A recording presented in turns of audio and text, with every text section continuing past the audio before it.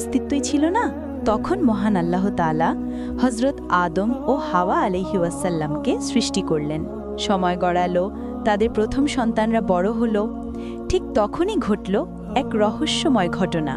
আল্লাহর হুকুমে আদম আলাইহি ওয়াসাল্লামকে দেয়া হলো এমন এক আদেশ, যা শুনে হয়তো আপনার মনে প্রশ্ন জাগবে, এটা কিভাবে সম্ভব? বন্ধুরা, উত্তরটা সহজ নয়, কিন্তু সত্য গভীর। চলুন গল্পের শুরু থেকে জানি সেই রহস্যময় ঘটনার আসল ইতিহাস। শেষ পর্যন্ত থাকুন, কারণ আপনি যা জানবেন তা হয়তো আগে কখনো শোনেননি। প্রিয় বন্ধুরা, ৩০০ বছর কান্না করার পর যখন হজরত আদম ও হাওয়া আলাইহি ওয়াসাল্লামকে আল্লাহ রাব্বুল আলামিন ক্ষমা করলেন, তখন তারা স্থায়ীভাবে সিংহল নামক স্থানে বসবাস শুরু করলেন। সেখানে তাদের সন্তানাদি জন্মগ্রহণ করল। আল্লাহ তাআলার বিধান হিসাবে বিবি হাওয়া একত্রে দুটি সন্তান প্রসব করতেন, একটি ছেলে, অপরটি মেয়ে। এ পদ্ধতির রহস্য ছিল এক জোড়ের ছেলে অপর জোড়ের মেয়ের সাথে এবং অপর জোড়ের মেয়ে প্রথম জোড়ের ছেলের সাথে বিবাহ বন্ধনে আবদ্ধ করা হবে। এই বিষয়টি হযরত জিবরাইল আলাইহি ওয়াসাল্লামের মাধ্যমে আল্লাহ পাক আদম নবীকে জানিয়ে দিয়েছিলেন। হযরত আদম আলাইহি ওয়াসাল্লামের প্রথম যে জোড়া সন্তান জন্ম হয়, তার ছেলের নাম কাবিল ও মেয়ের নাম রাখা হয় আকলিমা। আকলিমা ছিল খুব সুন্দরী ও রূপসী। দ্বিতীয়বার হযরত আদম আলাইহি ওয়াসাল্লামের যে সন্তান জন্ম নেয়, তার ছেলের নাম রাখা হয় হাবিল ও মেয়ের নাম রাখা হয় সাজা। দ্বিতীয়বারের কন্যাটি তেমন সুন্দরী ছিল না। এভাবে প্রতি বছর বিবি হাওয়া এক জোড়া করে সন্তান জন্ম দিতে আরম্ভ করেন। ইতিহাস সূত্রে যতদূর জানা যায়, তাতে বিবি হাওয়া সর্বমোট ১৮০ জোড়া সন্তানের জন্ম দিয়েছিলেন বলে জানা যায়।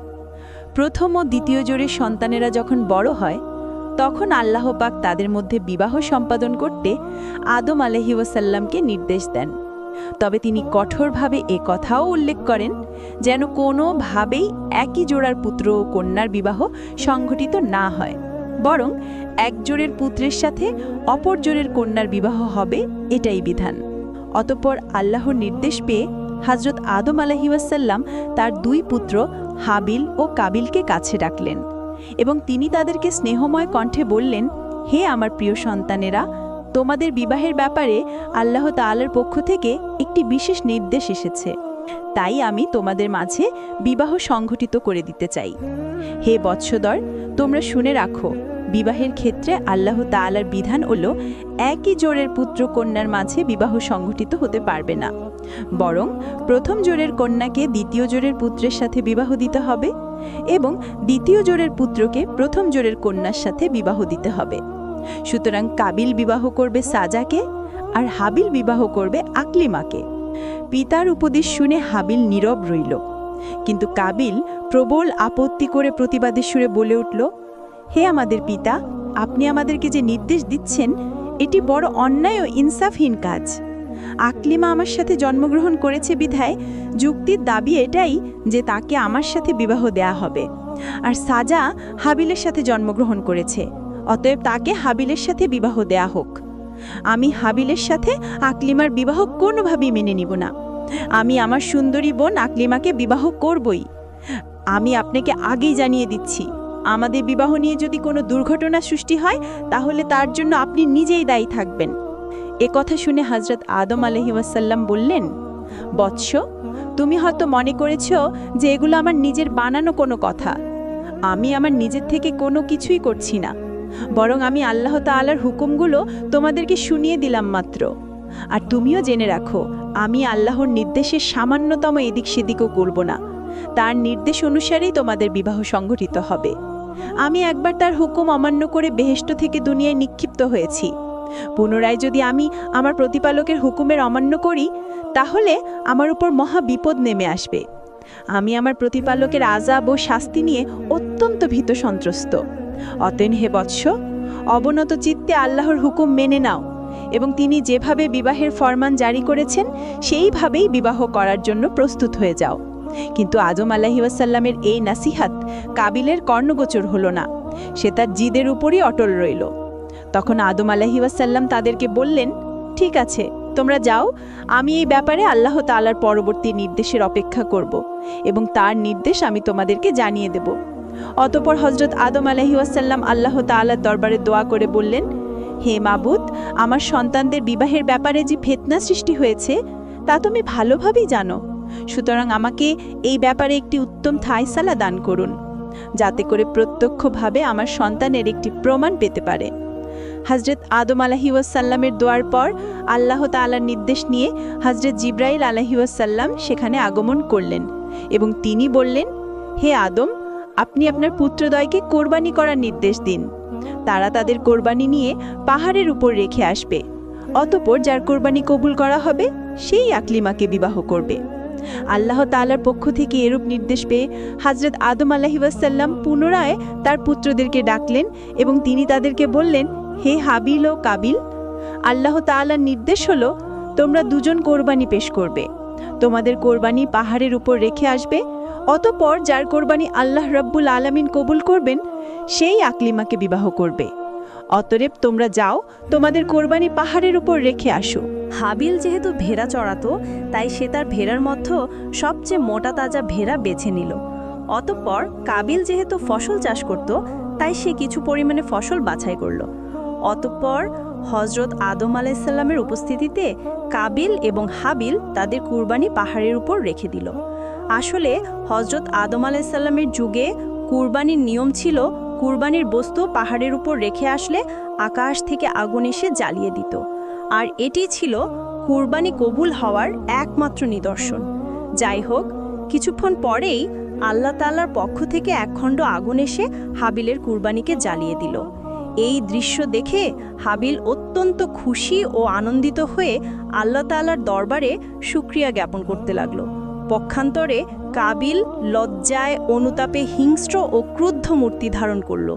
সে হযরত আদম আলাইহিস-সালামকে বলল, আব্বাজান, আপনি হাবিলকে অধিক ভালোবাসেন এবং তার জন্যই কেবল দোয়া করেছেন, তাই তার কুরবানি কবুল হয়েছে, আর আমার জন্য দোয়াও করেননি, তাই আমার কুরবানিও কবুল হয়নি। অতঃপর সে হাবিলকে লক্ষ্য করে বলল, হে হাবিল, অবশ্যই আমি তোমাকে হত্যা করব। তখন হাবিল প্রত্যুত্তরে বলল, হে ভাই, তুমি যদি আমাকে হত্যা করার জন্য তোমার হাত সম্প্রসারিত করো, তাহলে আমি তোমাকে হত্যা করার জন্য আমার হাত সম্প্রসারিত করব না। আমি চাই তুমি আমার পাপ এবং তোমার পাপ নিজের কাছে ধারণ করো। জেনে রাখো, কেবলমাত্র মুত্তাকিদের পক্ষ থেকেই আল্লাহ তাআলা কোরবানি কবুল করে থাকেন। তখন হযরত আদম আলাইহিস-সালাম কাবিলকে বললেন, হে বৎস, তুমি তো নিজের চোখে প্রত্যক্ষ করলে যে আল্লাহ তাআলার ইচ্ছা কোনটি, অতএব তুমি আল্লাহর রব্বুল আলামিনের ইচ্ছার প্রতি সন্তুষ্ট থাকো। তুমি হাবিলের সাথে ভালো সম্পর্ক বজায় রাখো এবং আল্লাহর ফরমান অনুযায়ী বিবাহে রাজি হয়ে যাও। এতে আল্লাহ তাআলা অত্যন্ত খুশি হবেন এবং দুনিয়া ও আখিরাত উভয় জাহানে তোমাকে কল্যাণ দান করবেন। কিন্তু কাবিল পিতার কোনো কথার দিকে কর্ণপাত করল না। সে নিজের অপমানের জ্বালায় হাবিলের প্রতি আরও শত্রুভাবাপন্ন হয়ে পড়ল। তাই সে দৃঢ় প্রতিজ্ঞা করল, যেভাবেই হোক হাবিলকে হত্যা করতে হবে। এরপর থেকে সে হাবিলকে হত্যা করার জন্য সুযোগ খুঁজতে লাগলো। কিন্তু আদম আলাইহিস-সালাম বিদ্যমান থাকার কারণে সে কোনোভাবেই এই সুযোগ পাচ্ছিল না। এর কিছুদিন পরেই আল্লাহ তাআলার পক্ষ থেকে হযরত আদম আলাইহিস-সালামের কাছে নির্দেশ আসলো, হে আদম, তুমি আমার ঘর বাইতুল্লাহ জিয়ারত করার জন্য মক্কার উদ্দেশ্যে গমন করো। নির্দেশ পেয়ে হযরত আদম আলাইহিস-সালাম পাহাড়কে লক্ষ্য করে বললেন, হে পাহাড়, তুমি কি আমার সন্তানদেরকে রক্ষা করার দায়িত্ব গ্রহণ করতে পারবে? তখন পাহাড় জবাব দিল, হে আদম, আমি তোমার সন্তানদেরকে রক্ষা করার দায়িত্ব গ্রহণ করতে পারবো না। অতঃপর হযরত আদম আলাইহিস-সালাম জমিনকে লক্ষ্য করে বললেন, হে জমিন, তুমি কি আমার সন্তানদেরকে রক্ষা করার দায়িত্ব গ্রহণ করতে পারবে? জমিন তখন হযরত আদম আলাইহিস-সালামকে একই উত্তর দিল। তখন আদম আলাইহিস-সালাম হাবিলকে বললেন, হে হাবিল, তুমি কি আমার সন্তানদেরকে রক্ষা করার দায়িত্ব গ্রহণ করতে পারবে? উত্তরে হাবিল বললেন, তাহলে অবশ্যই আমি এই দায়িত্ব গ্রহণ করতে রাজি। এরপর হযরত আদম ও বিবি হাওয়া আলাইহিস-সালাম সন্তানদের রক্ষণাবেক্ষণের দায়িত্ব হাবিলের কাছে ন্যস্ত করে মক্কার উদ্দেশ্যে রওনা করলেন। এদিকে হযরত আদম আলাইহিস-সালাম হজ গমন করার পর কাবিল তার উদ্দেশ্য সিদ্ধির জন্য একটি বিশাল সুযোগ পেয়ে গেল। কিন্তু যখন পিতা তাদের থেকে দূরে চলে গেল তখন আর কিসের ভয়? অতঃপর একদিন হাবিল বকরির পাল চড়াতে মাঠে গেল। এক পর্যায়ে সে ক্লান্ত হয়ে একটি বৃক্ষের ছায়ায় ঘুমিয়ে পড়ল। কাবিল যখন দেখল হাবিল